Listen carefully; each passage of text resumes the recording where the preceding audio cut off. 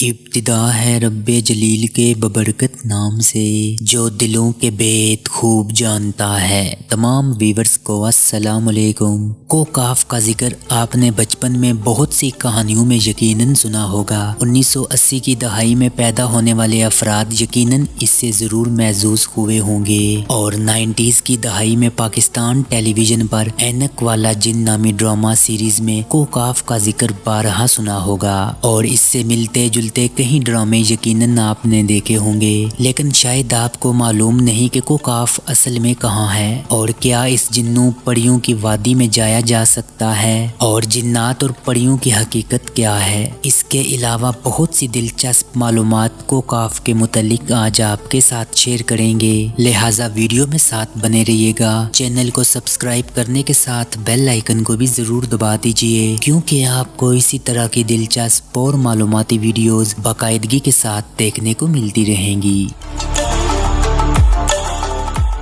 کوکاف جسے کوکفکاس بھی کہتے ہیں اور انگریزی میں اسے کوکوسس ماؤنٹین کہتے ہیں، بحیرہ اسود اور بحیرہ کیسپیئن کے درمیان خطہ قفقاز ایک پہاڑی سلسلہ ہے جو ایشیا اور یورپ کو جدا کرتا ہے۔ کبھی اس کا شمار روس میں ہوتا تھا، لیکن روس کے ٹوٹنے کے بعد اب یہ حصہ چچینیا میں شمار کیا جاتا ہے۔ کوکاف کے پہاڑی سلسلے کی بلند ترین چوٹی ماؤنٹ البروس ہے جو 18,506 فٹ بلند ہے۔ یہ واضح نہیں ہے کہ یہ کوکاف کا سلسلہ یورپ میں ہے یا ایشیا میں، اس لیے یہ کوکاف کا پہاڑی سلسلہ طویل ہے جو 11,000 کلومیٹر لمبا اور 160 کلومیٹر چوڑا ہے۔ کوکاف کے شمالی دامن میں واقع چچینیا کی چھوٹی سی جمہوریہ ہے جس کا رقبہ 2,000 مربع کلومیٹر ہے اور اس کی آبادی 10 لاکھ سے بھی کم ہے۔ 16ویں صدی سے صفوی ایران سلطنت عثمانیہ اور روس کے درمیان کشمکش اور مارکوں کا مرکز بنا رہا ہے۔ اس علاقے میں پانی کے چشمے بہتے ہیں اور ان میں مقبول ترین چشمے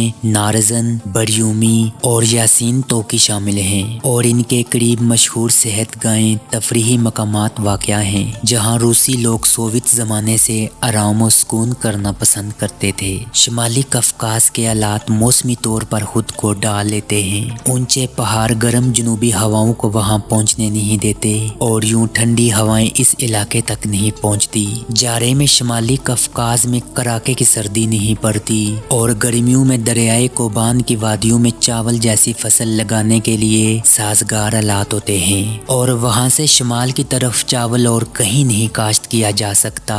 شمالی قفقاز میں بہت زیادہ گلیشیئرز موجود ہیں اور موسم بہار میں جب ان کی برف پگھلنے لگتی ہے تو مقامی دریا پانی سے بھر جاتے ہیں، اسی لیے اس سوکھے علاقے میں پانی کی قلت کا مسئلہ کبھی نہیں ہوتا۔ شمالی قفقاز کے سب سے بڑے دریا کوبان اور تحریک ہیں۔ قفقاز صحت بخش ہوا کا ایک ذخیرہ بھی رکھتا ہے اور اس کے مناظر کو بے حد حسین قرار نہ دیا جائے تو یہ غلط ہوگا۔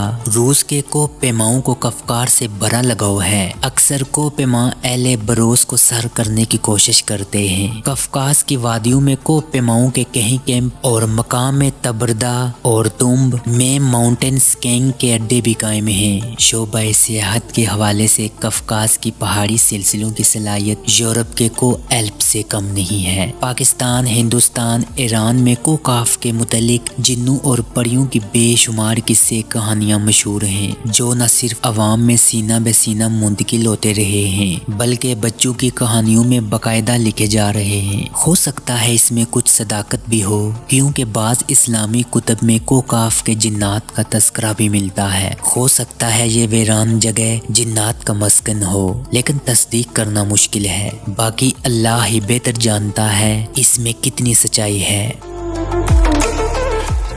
کوکاف کے متعلق اپنی رائے کمنٹ باکس میں ضرور دیجیے گا۔ آپ سے ہوگی ملاقات اگلی ویڈیو میں، تب تک کے لیے مجھے دیجیے گا اجازت۔ اللہ نگہبان۔